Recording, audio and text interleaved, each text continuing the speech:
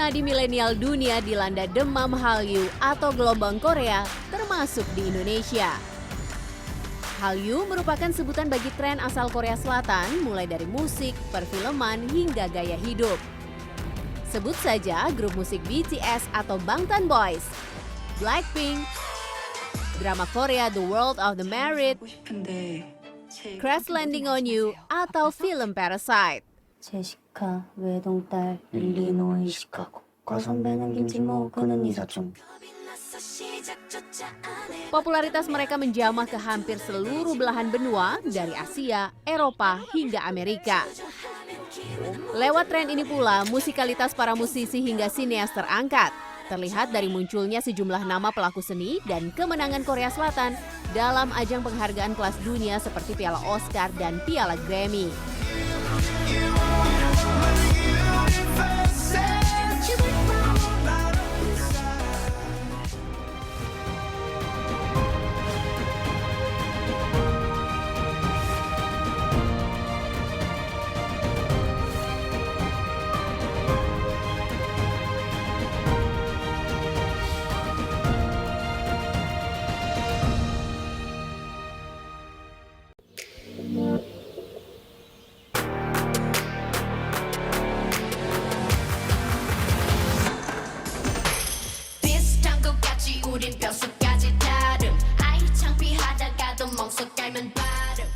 Irama musik dari semenanjung selatan Korea menggetarkan dunia. Tak cuma sebuah musik, diiringi gerak energik dari muda-mudi di dalam grup musik, mampu membuat penikmat ikut terhipnotis. Dari sebuah musikalitas, imaji budaya, perilaku hingga panganan, terbentuk sebuah kebiasaan baru masyarakat penikmat hiburan, khususnya milenial. Indonesia merupakan salah satu negara yang dilanda demam Hallyu atau gelombang Korea ini. Terlihat dari data platform media sosial Twitter per Agustus 2021, Indonesia menjadi negara terbanyak dengan cuitan mengenai K-pop di dunia. Topik-topik yang dibahas beragam, antara lain mengenai pencapaian prestasi idol Korea, ulang tahun idol, peluncuran video musik terbaru, dan seputar drama Korea. Selain itu, Indonesia menjadi negara dengan jumlah fans salah satu boyband Korea yakni BTS terbanyak di dunia.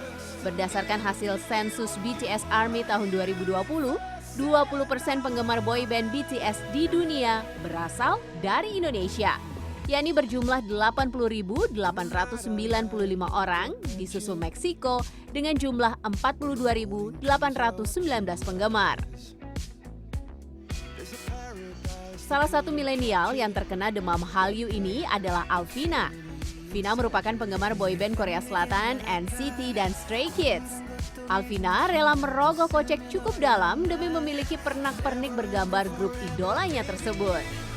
Ia bahkan memesan langsung ke luar negeri untuk mendapatkan koleksi barang terbaru keluaran sang grup idola.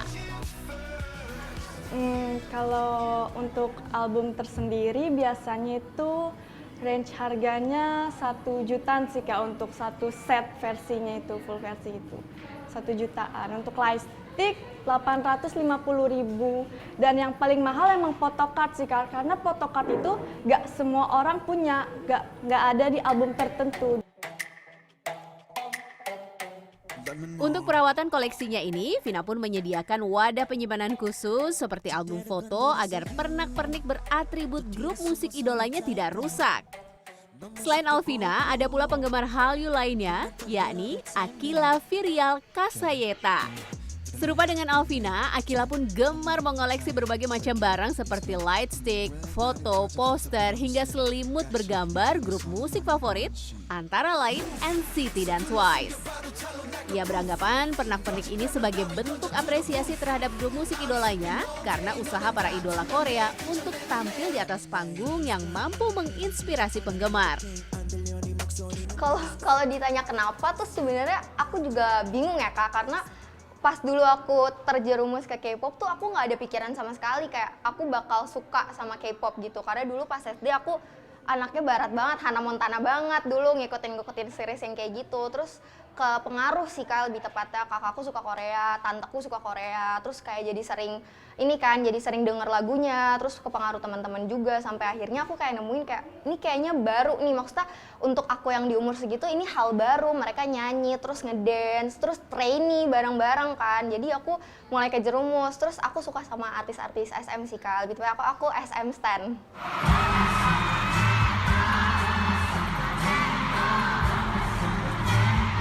Demi menyalurkan kegemarannya kepada idola, Akila pun rela bepergian ke luar negeri hanya demi menonton konser grup musik Korea Selatan, yakni SHINee dan Red Velvet seorang diri.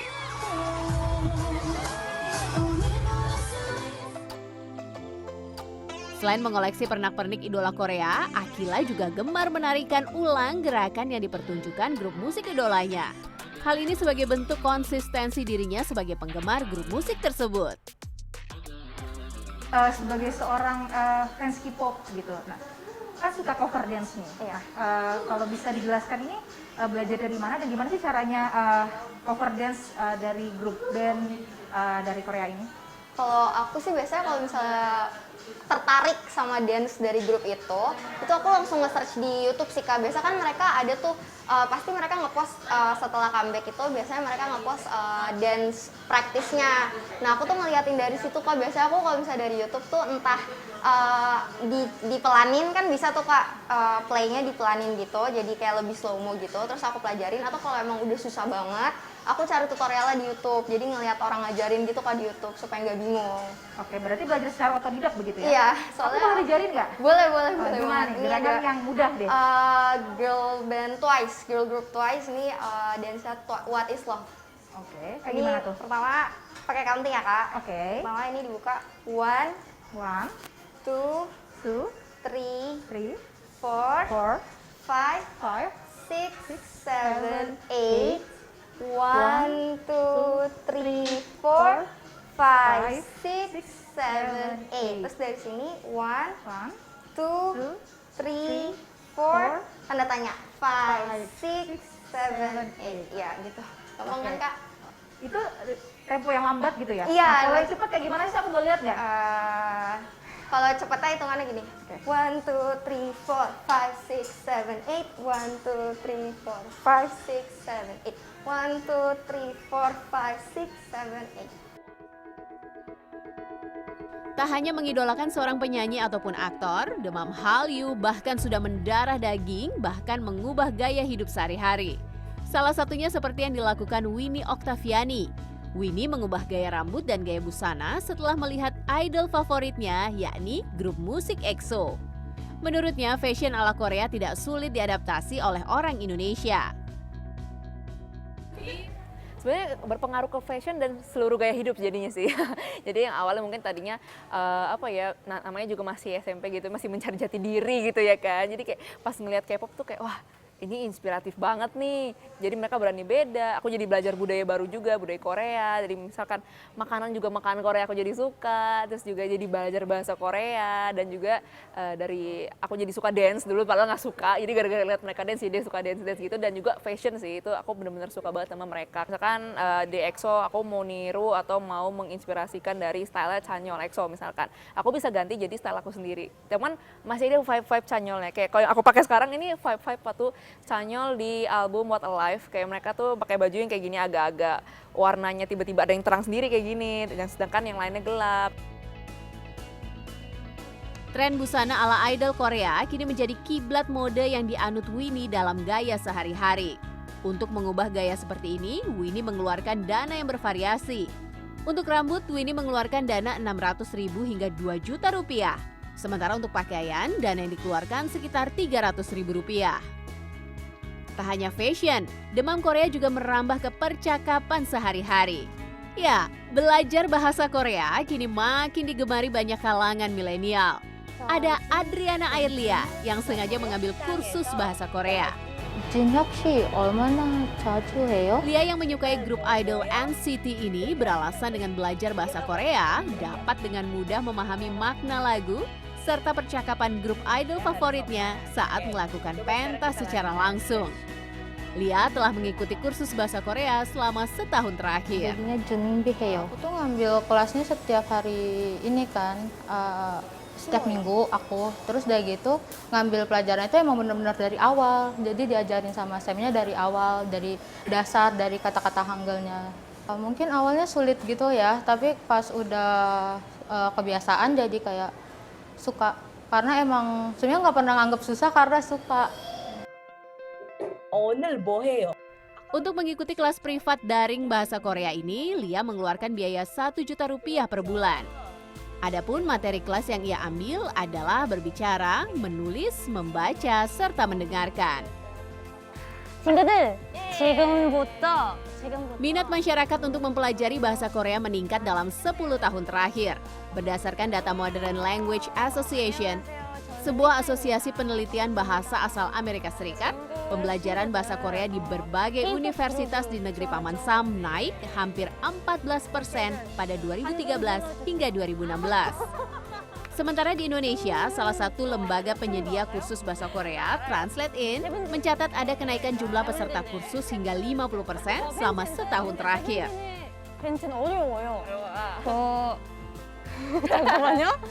쓴 저장 왠지 늦은 있은 영어 늦은 음영 어미 기석 빈석 고탄 조찬. 또 많아.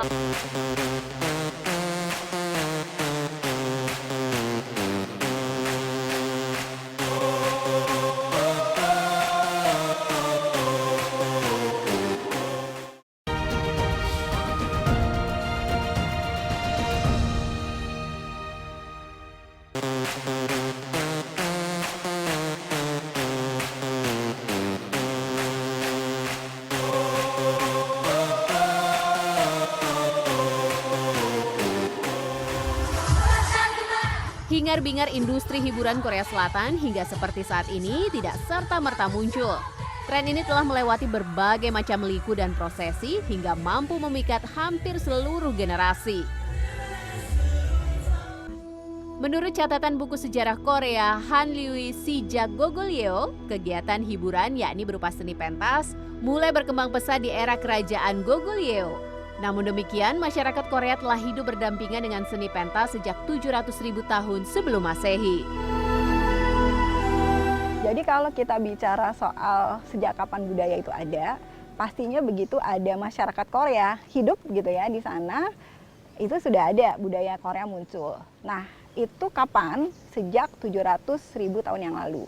Menurut buku yang saya baca Sony. Nah, dari situ dikatakan gitu ya, kalau misalnya orang Korea itu kan mereka hidupnya komunal. Terus ada kelompok gitu ya, grup-grup, dan setiap grup itu biasanya karena hidupnya bergantung pada pertanian, mereka biasa berkumpul.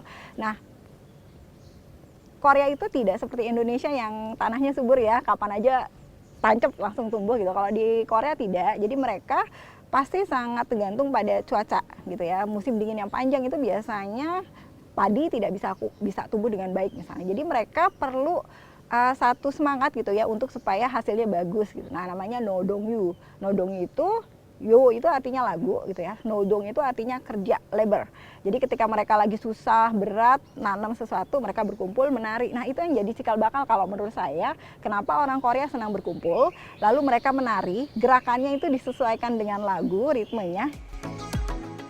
Invasi Hallyu mulai melanda dunia pasca tahun 2000. Menurut catatan Kedutaan Besar Republik Indonesia untuk Korea Selatan, gelombang ini dimulai dari masuknya industri hiburan Korea Selatan ke negara mitra strategis yakni Tiongkok, lalu merambah ke negara-negara lain termasuk Indonesia.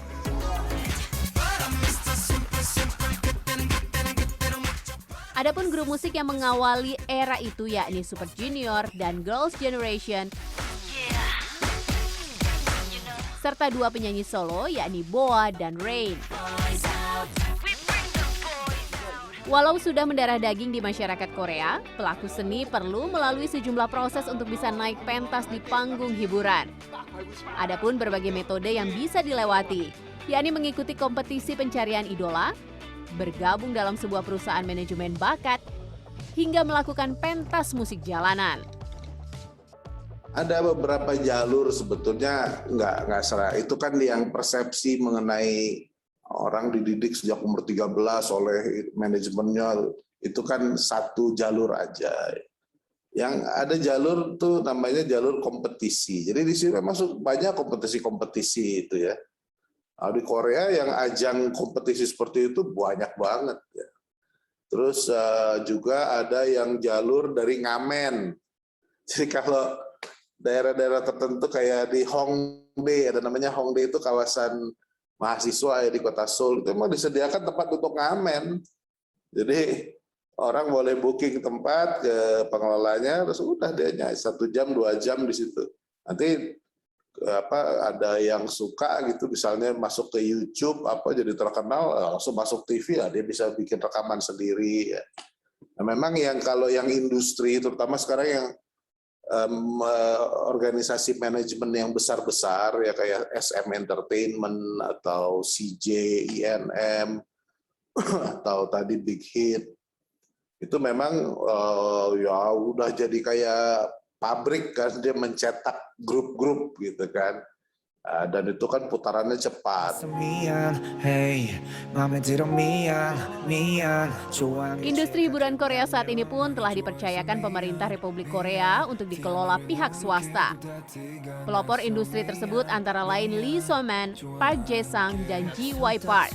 Mereka memiliki visi yang sama untuk membuat dunia hiburan Korea menjadi ramah untuk ditonton semua kalangan.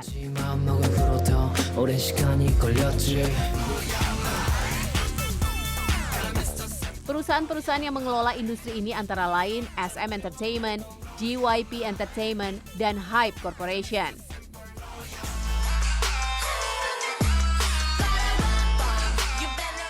Selain menjadi idola, para artis Korea juga didaulat menjadi brand ambasador dan bintang iklan sejumlah brand produk di Korea. Penunjukan ini dilakukan sebagai salah satu bentuk keterkaitan antar industri yang ada di Korea. Demam para idol Korea ini pula yang tak disia-siakan produsen Indonesia untuk menggandeng sejumlah artis Korea menjadi brand ambasadornya. Seperti aktor Hyun Bin sebagai brand ambasador marketplace Lazada, serta BTS dan Blackpink didaulat menjadi duta merek marketplace asal Indonesia, Tokopedia.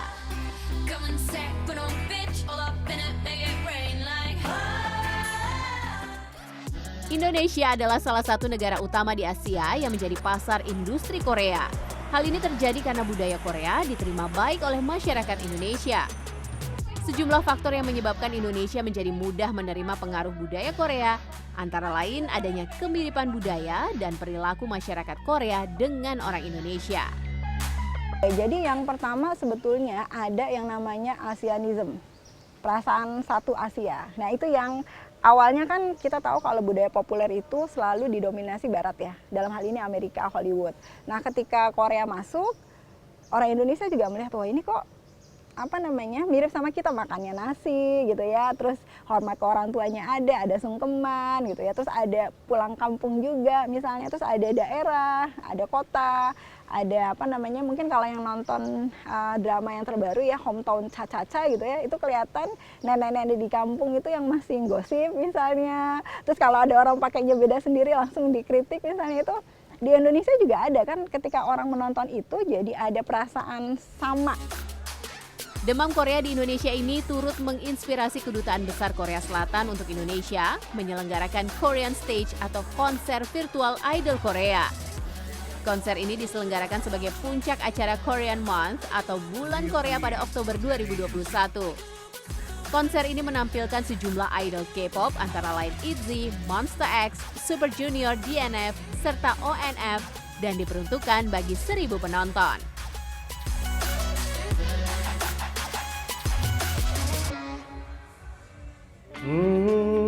일부터 금요일 금요일의 시간 어때요? 주말까지 기다리기 힘들어 시간 어떠여 난 시계를 또 벅채고 싶지만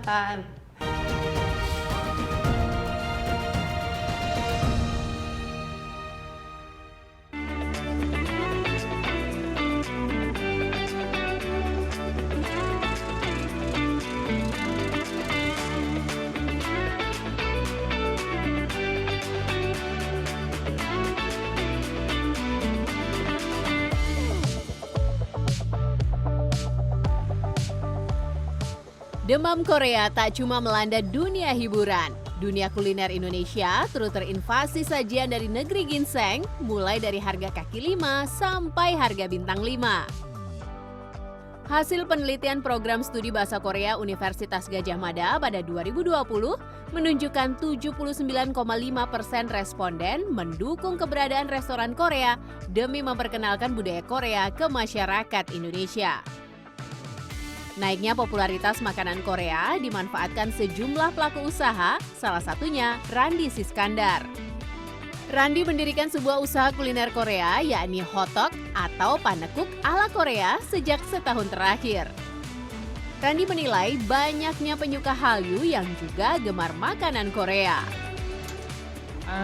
Sebenarnya awalnya kita buka Danbam itu karena pangsa pasar Korea di Indonesia itu makin lama makin banyak ya. Pangsa pasarnya makin banyak dari anak-anak muda sampai orang tua gitu. Jadinya kita mencoba untuk berusaha untuk membuka Danbam ini, makanan Korea ini gitu di Indonesia. Hotdog merupakan kudapan dengan bahan dasar tepung beras bercita rasa manis yang dimasak di atas pan yang telah dipanaskan. Ada pula menu Korea lain yang disajikan antara lain japchae atau mie goreng ala Korea dan kimchi bokkeumbap atau nasi goreng kimchi. Selain Randi, ada pula Daniel Hermansyah yang turut mendirikan usaha kuliner negeri ginseng. Daniel yang juga seorang penggemar dari penyanyi asal Korea Selatan, IU, sengaja mendirikan kedai kopi dan makanan Korea sebagai bentuk kecintaannya terhadap K-pop. Nah, actually I start with something that I know, yaitu kopi dan K-pop. Jadi aku memang sudah lama nge-brew kopi, pernah sekolah kopi juga. Dan kenapa konsepnya K-pop? Karena aku memang anak K-pop dari dulu. Aku fans berat IU dari 2008. Gitu loh. Jadi memang kita bukan tipe yang buka bisnis karena ngeliat oh peluangnya bagus nih. Enggak. Memang I do this with my heart, itu memang jiwaku di situ. Turns out karena kita doing business with heart gitu kan, saling berkembang kan gitu. Kuliner dari negeri semenanjung Korea ini pun diterima dengan baik oleh masyarakat. Kesamaan cita rasa antara makanan Indonesia dan Korea, yakni pedas, menjadi hal utama yang membuat makanan ini turut digemari. Pertama aku suka nonton K-drama, terus kayak kalau ngelihat di dramanya kelihatan enak, terus mulai coba-coba tapi beneran enak. Kalau menu yang disukain apa? Tteokbokki. Kenapa tuh? Unik rasanya. Aku juga suka pedas. Tapi rasanya kayak campuran pedas manis gitu ya. Aku suka.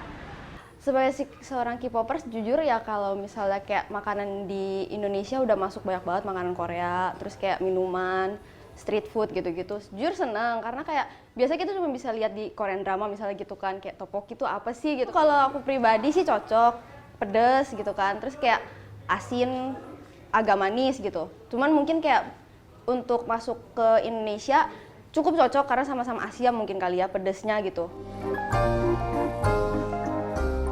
Digemarinya kuliner khas Korea tidak lepas dari masuknya serial drama Korea yang ditonton masyarakat. Pengaruh visual makanan yang menggugah selera mampu menggoda penonton untuk mencoba penganan yang terdapat pada adegan drama. Dengan kita lihat Korean drama, Korean musik itu menjamur luar biasa, bahkan mengalahkan budaya populer barat sekarang. Nah, dan kita juga bisa lihat bagaimana di dalam setiap Korean drama tersebut tuh ada adegan makan dan lain sebagainya. Nah, itu yang akhirnya membuat masyarakat kita menginginkan itu. Nah, pola seperti ini Mbak, itu sebetulnya sudah pernah terjadi di tahun 70-an, 80-an di Indonesia. Tapi dengan kuliner yang berbeda, yaitu kuliner Amerika dan Barat gitu. Waktu tahun 70-an, 80-an itu musik-musik Barat, film-film Barat tuh muncul, tapi akhirnya apa? Budaya fashion, budaya makan Barat tuh juga jadi populer di masyarakat. Sekarang terjadi dengan yang Korea. Kesamaan cita rasa seperti pedas dan manis membuat makanan Korea mudah diterima lidah orang Indonesia. Selain itu, penganan ala Korea dengan Indonesia memiliki kesamaan bahan baku antara lain beras, cabai, ikan, dan telur. Bahan-bahan makanan Korea ini pun mudah ditemukan pada sajian kuliner sehari-hari orang Indonesia. Karena kita lihat makanan Korea seperti kita di depannya, si tteokbokki ini yang paling terkenal, merah, pedas. siapa orang Indonesia nggak suka makan pedas gitu ya? Suka pedas. Lalu kimbap yang di sebelah sana gitu, kita lihat base-nya nasi, lalu dia menggunakan banyak sayuran. Itu sebetulnya fundamental rasa dan tekstur yang kita juga udah kenal. Kimchi yang lezat itu harus ada dua sebetulnya. Kombinasi rasa sama teksturnya dia. Teksturnya masih sangat perfect ya, masih crunchy, masih sangat renyah.